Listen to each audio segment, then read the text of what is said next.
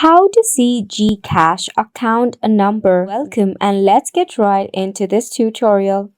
Firstly, you will need to get yourself your GCash application in your mobile device. You can easily download it via your Play Store or App Store.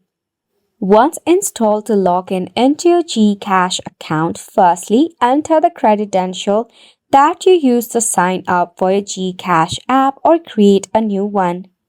Then you will see a next button, tap on it. After a successful login, you will find interface of GCash something like this. If your account is not verified yet, make sure that your GCash account is verified. In order to do so, it may require some of your personal details as well as some of the verification of your ID. After you are verified, just tap on the three horizontal line in the left-hand corner. Right under your username, you will see some of the digits. That digit is actually your account number. So yes, your account number was right in front of you all the time.